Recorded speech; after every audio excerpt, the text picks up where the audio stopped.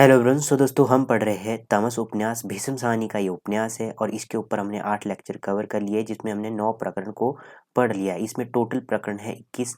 ठीक है, पहले भाग की बात की जाए उसमें 13 प्रकरण है, दूसरे भाग की बात की जाए उसमें 8 प्रकरण है। टोटल 21 प्रकरण इसमें हो जाते हैं। ठीक है, तो इसमें हमने पहला जो पार्ट है उसमें सब कुछ डिस्कस किया, इसके महत्वपूर्ण बिंदु जैसे कि प्रकाशन वर्ष 1973 में हुआ, कब इसे साहित्य अकादमी पुरस्कार मिला, 1975 में साहित्य अकादमी पुरस्कार मिला। ये हमने सब चीज़ें हैं वो डिस्कस कर लिए है। प्रमुख पात्रों की जो विशेषताएं हैं वो भी हमने देख ली है, प्रमुख पात्र भी देख लिए है। ठीक है, कम से कम 60 से ऊपर मैंने पात्रों का जिक्र किया है पहले पार्ट में, तो जो आपके एग्जाम के लिए महत्वपूर्ण हो जाते हैं। ठीक है, तो शुरू करते हैं। आज का जो प्रकरण है हमारा 10वां, इसको शुरू करते हैं। लाइन बाय लाइन हम इस उपन्यास को पढ़ रहे हैं। ये आपका HPPSC की जो PGT की पोस्ट होती है उसमें भी ये उपन्यास लगा हुआ है। साथ में जो आपका AP हो गया, विभिन्न राज्यों का जो असिस्टेंट प्रोफेसर की परीक्षा होती है हिंदी वाली, उसमें भी ये उपन्यास देखने को मिलता है। और UGC नेट की जो यूनिट 6 है उसमें आपको ये उपन्यास देखने को मिलता है। सेट में हो गया। ठीक है, तो विभिन्न विभिन्न एग्जामों में ये देखने को मिलता है उपन्यास, जैसे HS का मेन हो गया या अलाइड का या आपका UPSC मेन हो गया। तो शुरू करते हैं आज के सेशन को। ठीक है, लाइन बाय लाइन हम इस उपन्यास को पढ़ रहे हैं। दिन के उजाले में शहर अधमरा सा पड़ा था, मानो उसे शाम सूंघ गया हो। मंडी अभी भी चल रही थी। म्यूनिसिपैलिटी की फायर ब्रिगेड ने उसके साथ जूझना कब का छोड़ दिया था। उसमें से उठने वाले धुएं से आसमान में कालिमा पूत रही थी। उसके बाद अ, उसमें उठने वाली जबकि रात के वक्त आसमान लाल हो रहा था। 17 दुकानें जलकर राख हो गई थी। कितनी दुकानें राख हो गई थी? 17। ठीक है, दुकानें बंद थी। दूध दही की दुकानें कहीं कहीं खुली थी और उनके निकट दो दो चार चार आदमी खड़े रात की घटनाओं के बारे में कयास लगा रहे थे। मारकाट के बारे में अफवाहें ज्यादा थी। गवाल ग्वाल मंडी वाले कहते रत्ता में दंगा हुआ है, रत्ता वाले कहते कमेटी मोहल्ले में दंगा हुआ है। नया मोहल्ला के चौक में एक घोड़ा मरा हुआ पाया गया था। शहर के बाहर गांव की जाने वाली सड़क पर एक अधेड़ उम्र के आदमी की लाश मिली थी। कालीज रोड पर जूतों का एक दुकान और साथ में बैठने वाले दर्जी की दुकान लूट ली गई। एक और लाश शहर के सिर पर एक कब्रिस्तान में मिली। लाश किसी अधेड़ उम्र के हिंदू की थी। उसकी जेब में से कुछ रेजगारी और दहेज के कपड़ों की फेहरिस्त मिली थी। मोहल्लों के बीच लीकें खींच दी गई। हिंदुओं के मोहल्ले में मुसलमान को जाने की जब अब हिम्मत नहीं थी और मुसलमानों के मोहल्ले में हिंदू सब सिख अब सब नहीं आ जा सकते थे। आंखों में संशय और भय उतर आए थे। गलियों के सिरों पर और सड़कों के नाकों पर जगह जगह कुछ लोग हाथों में लाठियां और भाले लिए मुसेक बांधे छिपे बैठे थे।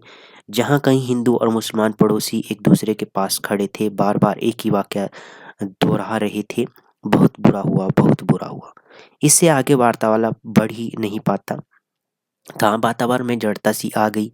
सभी लोग मन ही मन जानते थे कि यह कांड यहीं पर खत्म होने वाला नहीं है, लेकिन आगे क्या होगा किसी को मालूम नहीं था। घरों के दरवाजे बंद थे। शहर का कारोबार, स्कूल, कॉलेज, दफ्तर सभी ठप हो गए थे। सड़क पर चलते आदमी को सारा वक्त इस बात का भास बना रहता था कि खिड़कियों के पीछे मकानों की अंधेरियां डीओडी दरारों छिद्रों में से उस पर आंखें लगी है, उसका पीछा किए जा रही है और उसमें लोग अपने अपने मोहल्लों में बंद हो गए थे। केवल उड़ती अफवाहों के बल पर एक दूसरे से संपर्क रखे हुए थे। खाते पीते घर के लोग अपने अपने बचाव में उलझ गए। सार्वजनिक काम ठप हो गए। कांग्रेस की प्रभात फेरी और तामीरी काम और सभी काम एक दिन में खत्म हो गए। फिर भी सुबह सवेरे हसबे मामूल जर्नैल जैसे तैसे सड़कें लांघता कांग्रेस के दफ्तर के सामने पहुंच गया था। वहां पर ताला चढ़ा देकर वह भी पौ फटने तक साथियों का इंतजार करता रहा, और जब वे नहीं आए तो नाली के ऊपर बने चबूतरे पर खड़ा होकर उसने छोटी सी तकरीर की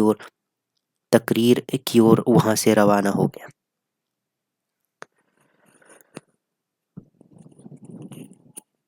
साहिबान चूंकि आज सभी बुज़दिल सूहों की तरह घरों में घुसे बैठे।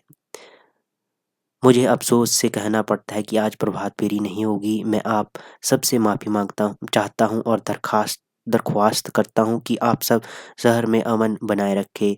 यह सब शरारत अंग्रेज़ की है, जो भाई-भाई का आपस में लड़ाता है, जो भाई-भाई को आपस में लड़ाता है। जय हिंद। और ये वह चबूतरे पर से उतरकर लेफ्ट राइट करता अंधेरे में खो गया था। उधर रणबीर रात को घर नहीं लौटा था, लेकिन जैसे-तैसे मास्टर देवव्रत ने उसके कुशल-क्षेम की खबर लाला लक्ष्मीनारायण को भिजवा दी।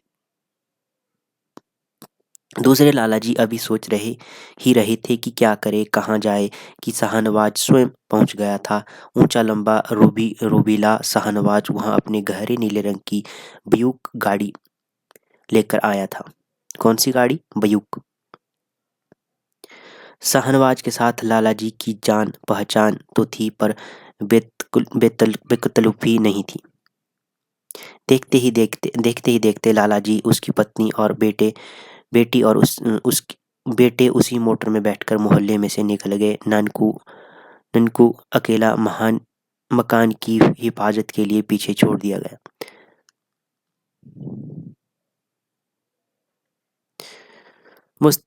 मुस्तैदी से चौकीदारी करना, सोए नहीं रहना। नानकू, सारा घर तुम पर छोड़ जा रहे हैं, मतलब सारा घर तुम पर छोड़े जा रहे हैं। और मोटर रवाना हो गई। नीली ब्यूक गाड़ी सुनसान सड़कों पर बल खाती चली आ रही थी। जगह जगह रास्ते पर गड्ढे।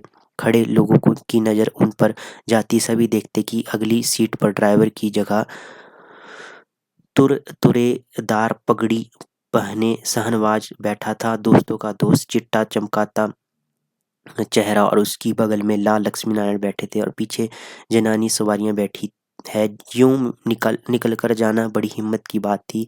जब कहीं सड़क पर लोग की गांठ नजर आती, लालाजी दूसरी दूसरी ओर देखने लगते, जबकि पिछली सीट पर बैठी लालाजी की पत्नी शाहनवाज को असीसें दे रही थी। ऐसे लोगों के दिल में भगवान बसता है, जो मुसीबत में लोगों का हाथ पकड़ते हैं। और अब बुयुक गाड़ी लालाजी और उनके परिवार को सदर बाजार में उनके लिए संबंधी के घर छोड़ देने के बाद फिर से शहर की सड़कों पर बढ़ती चली आ रही थी। अब शाहनवाज सीधे अपने जिगरी दोस्त रघुनाथ के डेरे पर जा रहा था। पर शाहनवाज को अपने बचाव की कोई चिंता नहीं थी। उसकी ब्यूक मोटर सभी जगह जाती थी।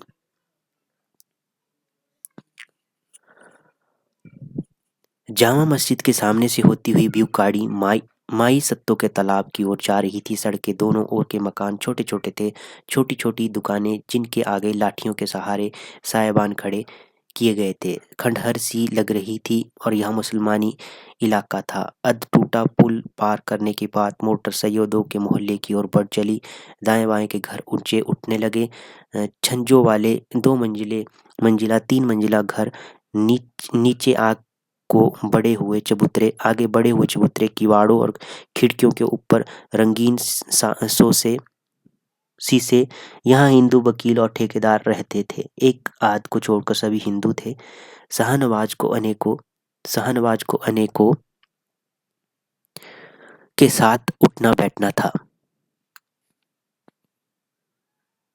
बेतकल्लुफ़ी थी, दोस्ती यारी थी। वह जानता था इस वक्त झरोखों में लगी आंखें उसकी ओर देखे जा रही है, पर उसे इस बात का भी विश्वास था कि सभी आंखें उससे पहचानती है। फिर भी उसने मोटर की रफ्तार थोड़ी तेज कर दी। माई सत्तो के तालाब के पास पहुंचकर वह दाएं हाथ को मुड़ गया। यह इलाका मिला-जुला इलाका था। सभी तरह के लोग रहते थे। दुकानों की एक लंबी कतार जूतियां बनाने वाली की थी।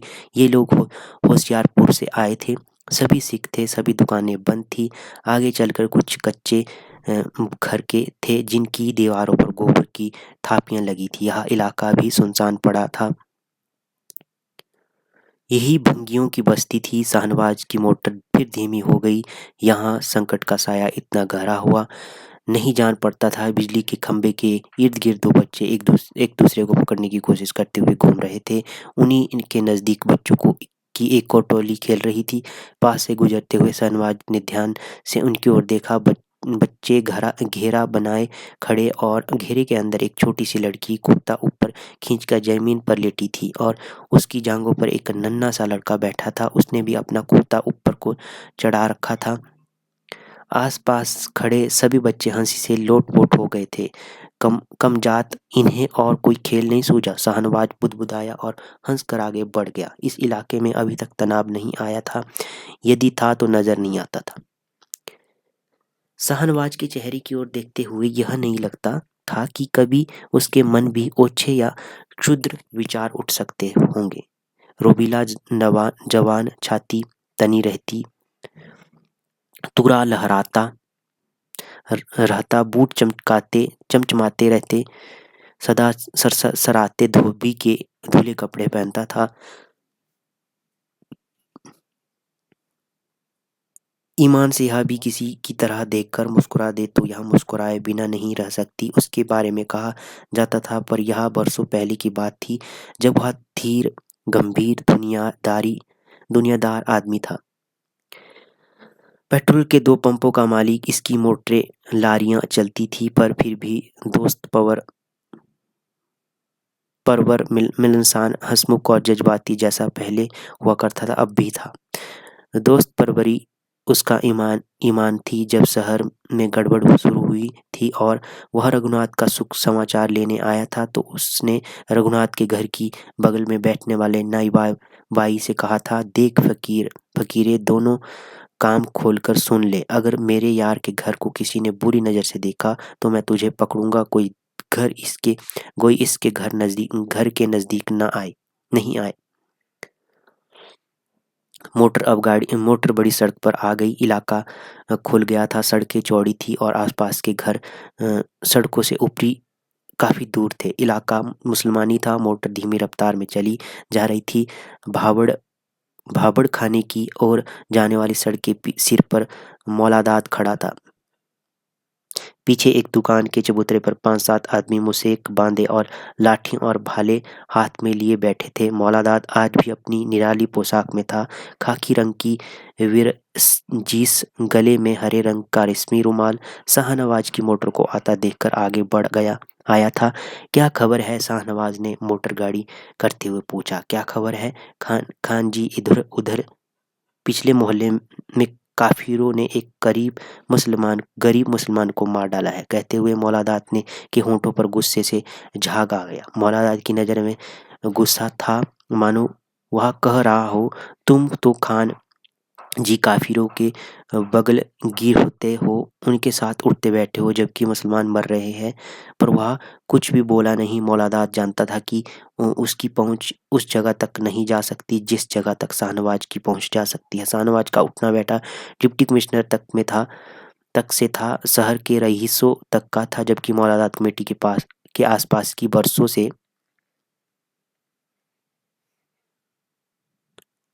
से चक्कर काट रहा था। 5 काफी हमने भी काटे हैं।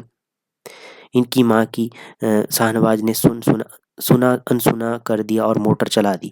वह थोड़ी दूर ही आगे गया जब दाईं ओर एक गली में से सहसा बहुत से लोग नमूदार हुए चुपचाप चलते हुए लोग सड़क पार करने लगे थे। अनाजा अनाजान अनाजा था। आगे आगे हयात बख्श चला जा रहा था, सिर पर कुल्हा, सफेद कमीज और सलवार। लोगों के पैरों की हल्की हल्की आहट हवा को जैसे थपकियां देती जा रही थी। शाहनवाज समझ गया था कि वह उसी मुसलमान की मयत होगी मैयत होगी। जनाजे के पीछे 2 छोटे छोटे लड़के भी जा रहे थे, जो जरूर उसके बेटे रहे होंगे। थोड़ी देर बाद सड़क साफ हो गई। शाहनवाज ने गाड़ी फिर चला दी। फाटक लांघकर शाहनवाज ने मोटर पेड़ के नीचे खड़ी कर दी और चाबी झुलाता बंगले की ओर बढ़ने लगा। पर्दे के पीछे खिड़की के पास रघुनाथ की पत्नी ने उसे सबसे पहले देखा और उसे जब पहचानते ही उसे हार्दिक खुशी थी। ओ कराड़, खोल दरवाजा। बाहर से आवाज आई। रघुनाथ की पत्नी लपक कर बाथरूम की ओर गई। शाहनवाज तुमसे मिलने आया है, उसने दरवाजे के बाहर पति को संबोधन करते हुए कहा। मैं उसे बिठलाती हूँ, तुम आओ। दरवाजा खुलने से पहले शाहनवाज फिर से बोलने लगा था। ओह याबू, बंगले में रहने लगा है तो दरवाजा ही नहीं खोलता। फिर भाभी को सामने खड़ा देखकर अचकच्चा गया। भाभी सलाम, किधर है मेरा यार, उसने कहा और बैठने वाले कमरे में दाखिल हो गया। रघुनाथ की पत्नी बताया कि रघुनाथ बाथरूम में था और वह शाहनवाज के निकट कुर्सी पर बैठ गई। यहाँ कैसा है भाभी, कोई तकलीफ तो नहीं? अच्छा किया वहां से निकल आए। अच्छा है, पर अपना घर तो अपना ही होता है, अब ना जाने कभी उसमें जाना होगा या नहीं। कहते कहते उसकी आंखें भर आई। शाहनवाज भी भावुक हो उठा। रो नहीं भाभी, अगर मैं जिंदा रहा तो तुम लोग जरूर फिर अपने घर में जाओगे, तू बेफिक्र रहा। रघुनाथ की पत्नी शाहनवाज ने पर्दा नहीं करती थी। उसके दोस्तों से यही एक मुसलमान दोस्त था जिसके सामने वह बेझिझक आ जाती थी। रघुनाथ को इस बात का गर्व हुआ करता था कि उसका सबसे नजदीकी दोस्त एक मुसलमान है। फातिमा को नहीं लाए, जब आते हो अकेले चले जाते हो, आते हो। शहर में गड़बड़ है भाभी, तुम क्या समझती हो? मैं सैर को निकला हूँ, तुम आ सकते हो तो वह नहीं आ सकती। मोटर में वह भी बैठ सकती थी। तभी रघुनाथ आ गए। ओ याबू, तुझे यहाँ भी टट्टियाँ लगी है? उधर से भाग के आया है काफिर और यहाँ भी टट्टियाँ करने लगा है। और दोनों बगलगीर हो गए। शाहनवाज का दिल फिर भावोद्रेक में डूब डूब गया। इस मेरे यार पर तो मेरी जान भी कुर्बान। इसे कोई हाथ लगा कर तो देखिए, उसकी चमड़ी उधेड़ दूं। भाभी बाहर जाने को हुई तो शाहनवाज ने उसे रोक दिया। कहाँ जा रही हो भाभी, मैं खाना बाना नहीं खाऊंगा। क्यों खाना क्यों नहीं खाओगे? यहाँ तो बोतला ही रहेगा। जानकी तुम खाना तैयार करो, रघुनाथ बोला। जा जा, भिंडी खिलवाएगा? मैं भिंडी नहीं खाता भाभी, मेरे लिए कुछ नहीं बनाना। पर जानकी जा चुकी थी। उसने पीछे से आवाज दी, खुदा कसम भाभी, मैं कुछ नहीं खाऊंगा, मुझे जल्दी जाना है। मैं 2 मिनट के लिए आया हूँ। खाना नहीं खाओगे? चाय तो पियोगे? भाभी कमरे की दहलीज पर लौट आई थी। यहाँ तो मैंने पहले से जानता था तुम खाना नहीं खिलाओगे, पर लाओ तुम चाय ही पिला दो। दोनों दोस्त बैठ गए। रघुनाथ ने गंभीर आवाज में कहा, बहुत गड़बड़ है, दिल को बड़ा दुख होता है, भाई भाई का गला काट रहा है। पर सहसा इस वाक्य में दोनों के बीच एक तरह की दूरी सी पैदा हो गई। उसने आपसी रिश्ते की बात की और बात और थी। हिंदू मुसलमान के रिश्ते की बात दूसरी थी। इस वाक्य से रघुनाथ ने मानो निजी रिश्ते के साथ जातियों के रिश्ते को जोड़ने की कोशिश की थी, जिसके बारे में दोनों के अपने अलग अलग विचार थे। सुना है गांव में भी फसाद शुरू हो गए हैं, रघुनाथ ने कहा, पर इस विषय पर अधिक वार्तालाप की गुंजाइश नहीं है। दोनों अटपटा सा महसूस करने लगे। यह विषय उनके हार्दिक वार्तालाप पर कोहरी की चादर सा बिछ गया था। छोड़ याकूब, तू अपनी बात कर, शाहनवाज ने विषय बदलते हुए कहा। जानता है कल मेरी किससे मुलाकात होगी? भीम से, शाहनवाज ने अ, चह कर कहा। कौन सा भीम? रघुनाथ ने पूछा और फिर दोनों ठहाका मारकर हंस पड़े। भीम उनका लड़कपन का सहपाठी रहा था और किसी छोटे से डेप्यूटी असिस्टेंट सिटी पोस्टमास्टर का बेटा था। तो भीम कौन था ये आपको पता लग गया। छोटे से डेप्यूटी असिस्टेंट सिटी पोस्टमास्टर का बेटा था और इसी नाम से अपना परिचय दिया करता था। इसी कारण सभी दोस्त उसका मजाक उड़ाया करते थे। यही रहता है काफी, 2 साल से कभी मिला ही नहीं, शाहनवाज ने कहा और शाहनवाज फिर ताली बजाकर हंस दिया। मैंने दूर से ही उसे पहचान लिया। मैंने जोर से कहा, डेप्यूटी असिस्टेंट सिटी पोस्टमास्टर साहब। कमबख्त खड़ा हो गया पर मिला बड़े प्यार से। भाभी चाय ले आई थी, मेज पर रखते हुए बोली, मुझे आपसे एक काम है। खान जी। भाभी के आ जाने से दोनों का इत्मीनान हुआ। फसादों के बारे में बात करते समय दोनों अटपटा महसूस करते थे और मिल बैठे और इस भयानक स्थिति की चर्चा ना करें, यह भी अटपटा लगता था। बचपन के मजाक और हंसी मजाक सभी इस परिप्रेक्ष्य कि कुछ कुछ खोलखले लगने लगते थे। कहो ना भाभी, अगर तकलीफ ना हो तभी तुम कहो भी। मेरे और मेरी जेठानी के का एक डिब्बा घर में पड़ा है, वह निकलवाना है। जब आए थे तो थोड़ा सा सामान लेकर चले गए थे, मैं कुछ भी साथ नहीं लाई। इसमें क्या मुश्किल है भाभी, छोटा सा तो काम है। कहाँ रखे है?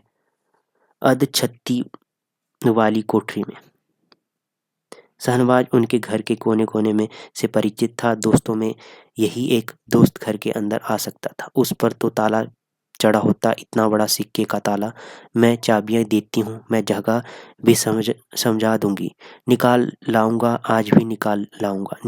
मिल्खी वहां पर होगा, वह ताला वाला खोल देगा। मिल्खी भी एक पात्र है, मिल्खी वहां पर है।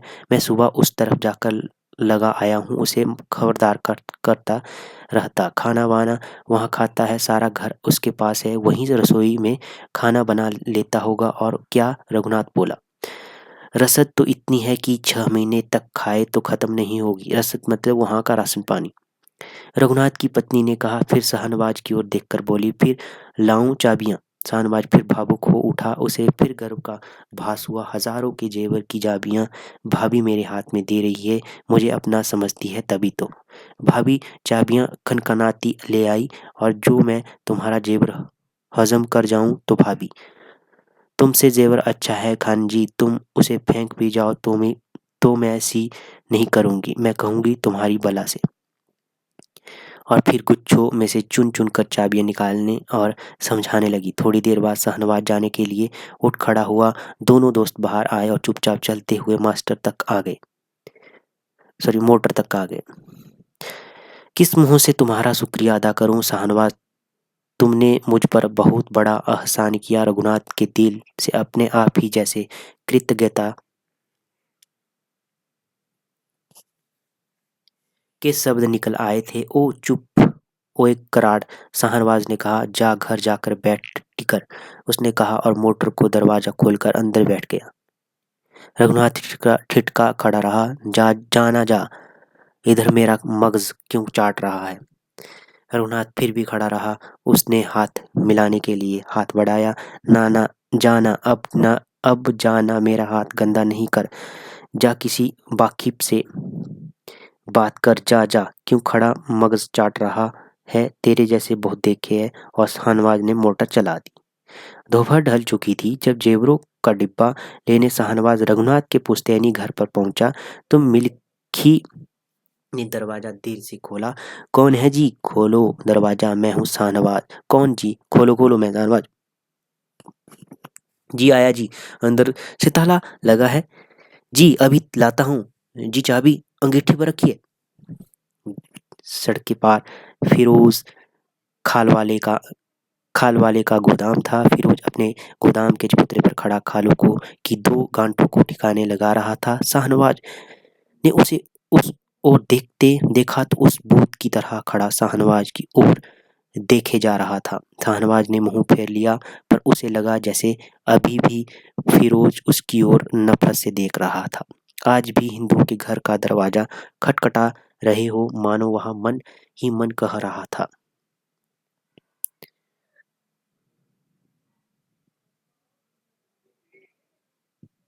एक तांगा पास से गुजरा। शाहनवाज ने घूमकर देखा। चौधरी मौलादाद अपनी अनोखी पोशाक पहने, विरजिस और गले में भरे हरे रंग की रेशमी रुमाल खुले तांगे में मुसलमानी इलाके की गश्त लगा रहा था। शाहनवाज को देखकर वह हंस दिया और हाथ जरूर से ज्यादा ऊंचा उठाकर सलाम अलैकुम कहा। आलेकम कहा, सलाम आलेकुम कहा, ठीक है। शाहनवाज को झेप हुई और नौकर पर गुस्सा आया कि वह क्यों दरवाजा खोलने में देरी लगा रहा है। अंदर ताला खुलने की आवाज आई। फिर मिल्की ने धीरे से दरवाजे का पल्ला थोड़ा सा खरकाया और शाहनवाज को देखकर बत्ती सी निपोरने लगा। शाहनवाज ने पैर को ठोकर से दरवाजा खोल दिया और अंदर चला गया। बंद कर दो दरवाजा जी खान जी। घर का अंधेरा बरामदा लंघते हुए उसे स्निग्धता का भास हुआ। इस अंधेरे बरामदे में वह बहुत दिन बाद आया था। घर की सुपरिचित महक से उसे अच्छी लगी। बरसों पहले जब वह रघुनाथ के साथ बरामदा लांघकर अंदर आया था तो उसकी छोटी बेटी मुंह में उंगली दबाए देर तक उसकी ओर ताकती रहती थी, फिर दोनों बाहें उठा ले देती थी कि मुझे गोद में उठा लो। हर बार वह आता तो वह भागती हुई बरामदे के सिर पर आ जाती थी और दोनों बाहें उठाकर हंसने लगती थी। इसी बरामदे को लांघते समय घर की जवान औरतें दरवाजे की ओर से अंदर भाग जाया करती थी। यह भी वर्षों पहले की बात थी जब रघुनाथ शुरू शुरू में उसे अपने घर लाने लगा था। उन हंसती औरतों में से किसी की नज़र शाहनवाज पर पड़ जाती तो वह भागना छोड़कर रुक जाती। हाय आप है, मैंने सोचा ना जाने कौन है। शाहनवाज का दिल भर आया। इस घर में उसने रघुनाथ और उसके परिवार के साथ बड़ी अच्छी शामें बिताई थी। यहाँ आते ही रघुनाथ के छोटे भाई की बहू उसके लिए अंडों का आमलेट बनाने चली जाती थी। घर के सभी लोग जानते थे कि शाहनवाज को आमलेट खाना, और धीरे धीरे घर के सभी लोग आंगन में आकर बैठने लगते थे। खान जी घर के बाहर लोग सुख में से ना जी खान जी घर के सब लोग सुख से है ना जी, उसने पूछा। मिल्की ने हाथ जोड़कर पूछा। तभी शाहनवाज का ध्यान मिल्की की ओर गया। मिल्की हाथ जोड़े गिगियाता सामने खड़ा था। मिल्की की गंदली आंखें और बातें करने का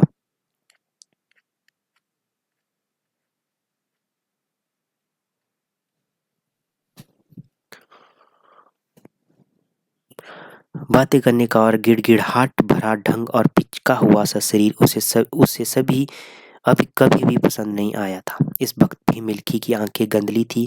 कभी कभी घर के सभी लोग मिलकर मिल्की से मजाक करते तो वह शर्मा कर बाहों में अपना मुंह ढक लेता बिल्कुल औरत की तरह, तो सभी खिलखिलाकर हंसने लगते। तब वह शाहनवाज को बुरा नहीं लगता था, पर आम तौर पर वह उसे लसलसी छिपकली सा लगता था। ना जाने मिल्की कहाँ से आया था, ना पंजाबी ना गढ़वाली, अपने घिसे पीटे छोटे छोटे दांतों के बीच में किसी खिचड़ी भाषा के शब्द पीस पीस कर निकालता था। आंगन के एन बीचों बीच 3 ईंट रखकर मिल्की ने अपना चूल्हा बना रखा था। उसकी राख आंगन में जगह जगह बिखरी थी, पर इससे भी ज्यादा बीड़ियों के टुकड़े जगह जगह पड़े थे।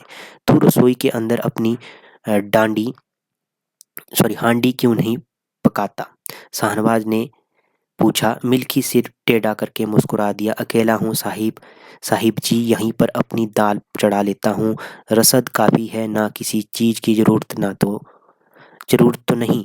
बहुत है खान जी, साथ वाला नानवाई है ना, वह भी रोज पूछ लेता है। आप भी उसे बोलकर गए थे। कौन सा नानबाई?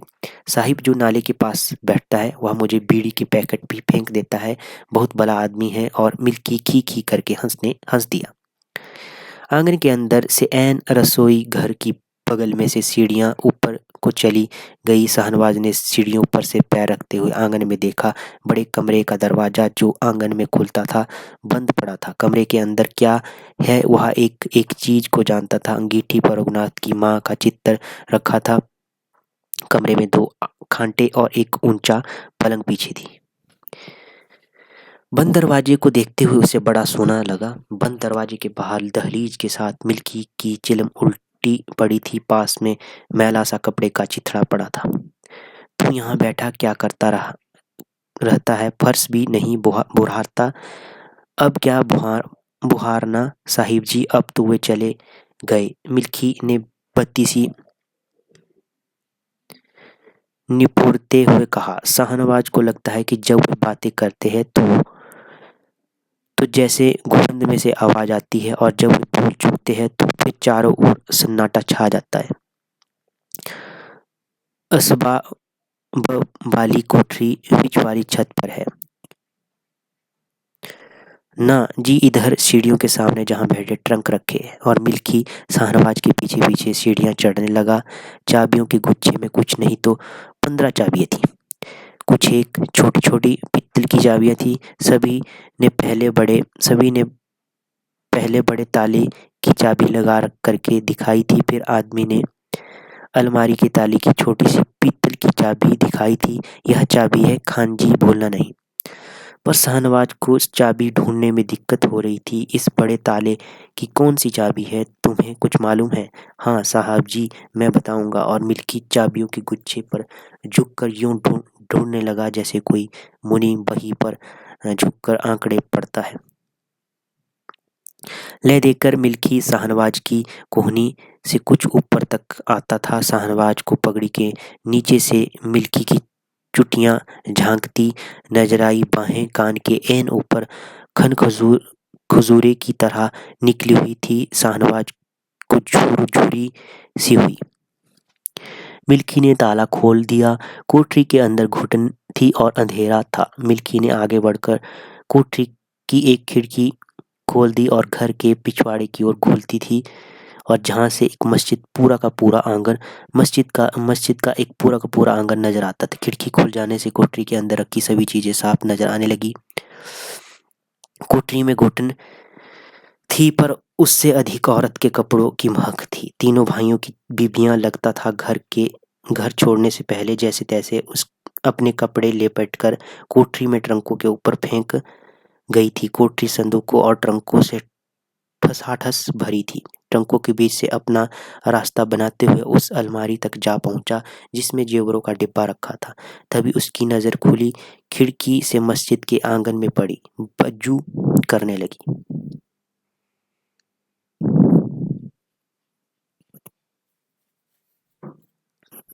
बज्जू के ताल के पास बहुत से आदमी बैठे थे। लगता था उनके बीच किसी आदमी की लाश रखी है। उसकी आंखों के सामने उस जनाजे का दृश्य भी घूम गया था जब मोटर में वह रघुनाथ के घर की ओर जा रहा था। देर तक शाहनवाज खिड़की में से मस्जिद की ओर आंखें लगाए रहा था। डिब्बा निकालने में देर नहीं लगी। नीली मखमल से ढका डिब्बा जो घर की किसी स्त्री का श्रृंगार बक्स था, उसने बड़े एहतियात से निकाल दिया और अलमारी को ताला लगा दिया। बाहर आने पर दोनों सीढ़ियां उतरने लगे। मिल्की के हाथ में चाबियों का गुच्छा था और वह आगे आगे उतर रहा था। डिब्बे को दोनों हाथों में उठाए शाहनवाज पीछे पीछे चला आ रहा था। जब सहसा उसके अंदर भभुक्का सा उठा, ना जाने ऐसा क्यों। मिल्की की चुटियां पर नजर जाने के कारण मस्जिद के आंगन के लोगों की भीड़ को देखकर यह इस कारण की है जो कुछ हुआ पिछले 3 दिन में देखता सुनता आया था, वह विष की तरह उसके अंदर घुलता था। शाहनवाज ने सहसा ही बढ़कर मिल्की की पीठ में जोर से लात जमाई।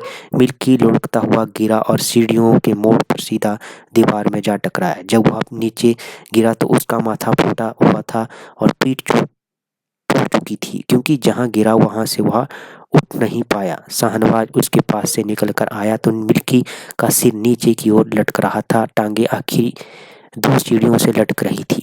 शाहनवाज का गुस्सा, जिसका कारण वह स्वयं नहीं जानता था, बराबर बढ़ता जा रहा था। पास से गुजरते हुए उसका मन हुआ बैठा पैर उठाकर उसके मुंह पर से दे मारे और कीड़े की कुचल देह पर सीढ़ियों के मोड़ पर उसे अपना संतुलन खो देने को डरा था। नीचे आंगन में पहुंचकर उसने एक बार मिल्की की ओर देखा। मिल्की की आंखें खुली थी। शाहनवाज के चेहरे पर जैसे लगी मानो बात उसकी समझ में आ रही हो। उसकी किस भूल से खफा होकर खान जी ने उसे मारा था। मिल्की के मुंह में गिरते समय घुटता सा शब्द निकला था, पर अब मिल्की चुप था। या तो भय से ही दम तोड़ गया था, या बेहोश पड़ा था, या फिर गर्दन की हड्डी टूट गई थी। शाहनवाज ने उसे वही छोड़ा। जेवरों का डिब्बा बगल में दबाकर वहां से निकल आया और बड़ा ताला जो पहले मिल्की ने घर के अंदर लगा रखा था, उसे घर के बाहर लगा दिया। उसी रात भाभी के हाथों में जेवर का डिब्बा देते हुए शाहनवाज विचलित नहीं हुआ। डिब्बा हाथ में लेते समय भाभी की आंखें डबडबा आई और भाभी का रोम रोम कृतज्ञता से भर उठा था। रघुनाथ अंदर ही अंदर उसके ऊंचे विचारों की प्रशंसा कर रहा था, जिनके कारण आज के जमाने में जब चारों ओर आग की लपटें उठ रही थी, एक मुसलमान दोस्त उसके प्रति इतना निष्ठावान था। पर एक बुरी खबर भी लाया हूँ भाभी। क्यों, क्या चोरी हो गई? नहीं, मिल्की सीढ़ियों पर से पूरी तरह गिरा है। शायद उसकी कोई हड्डी टूट गई हो। पहले सोचा किसी वाटर की डॉक्टर को बुलाऊं, पर आजकल डॉक्टर मिलते कहाँ हैं। कल उसका कोई इंतजाम करूंगा। बेचारा, कहूँ तो उसे यहाँ डाल जाऊं, वहाँ अकेला कहाँ पड़ा रहेगा। मैं अपना कोई आदमी रखवाली के लिए छोड़ आऊंगा। पर भाभी और रघुनाथ दोनों ही इस सुझाव पर हिचकिचाए। ये स्वयं नए इलाके में हुए अजनबी थे। उनसे एक मरीज की देखभाल कहाँ होती। अगर शाहनवाज के लिए डॉक्टर ढूंढना कठिन हो रहा था, तो उनके लिए कहाँ संभव होगा। मैं इंतजाम कर दूंगा। शाहनवाज ने सिर हिलाकर कहा, कोई ना कोई इंतजाम तो होगा, ऐसी मुश्किल भी क्या। भाभी इस बात पर भी शाहनवाज की कृतज्ञ थी, और उसके ऊंचे प्रशस्त ललाट दमकते चेहरे को देख देख कर उसे लग रहा था जैसे वह किसी पुण्यात्मा के दर्शन कर रही है। तो ये हो गया आपका 10वां प्रकरण, ये हमने पढ़ लिया। ठीक है, अब हम 11वां जो प्रकरण है इसका, ये नेक्स्ट सेशन में पढ़ेंगे। ठीक है, तो मैं आपको एक बार फिर से बता दूं, हमने शेखर एक जीवनी को कंप्लीट कर लिया है, और इस उपन्यास के कम से कम हमने 9 लेक्चर कवर कर लिए हैं। ठीक है, जिसमें हमने 10 प्रकरण पढ़ लिए हैं। ठीक है, काफ़ी महत्वपूर्ण उपन्यास है। आपका पीजीटी हिंदी का जो एग्ज़ाम होता है एचपी में, उसके लिए भी महत्वपूर्ण है, और यूजीसी नेट का जो एग्ज़ाम होता है उसके लिए भी बहुत महत्वपूर्ण है ये एग्ज़ाम, ये उपन्यास। और एलटी के लिए भी महत्वपूर्ण है। एलटी के लिए इसका पहला पार्ट आपने देखना है, जहाँ से आपके काफ़ी क्वेश्चन कवर हो जाएंगे। ठीक है, पीजीटी हिंदी और यूजीसी नेट और अन्य जो स्टेट के आपके सेट होते हैं, ठीक है, और असिस्टेंट प्रोफेसर की परीक्षाएं होती है हिंदी में, उनके लिए महत्वपूर्ण उपन्यास बन जाता है। तो धन्यवाद दोस्तों। अगर आपने चैनल को सब्सक्राइब नहीं किया है तो चैनल को सब्सक्राइब कर लीजिए। ठीक है, तो मिलते हैं नेक्स्ट सेशन में, तब तक के लिए जय हिंद, जय भारत।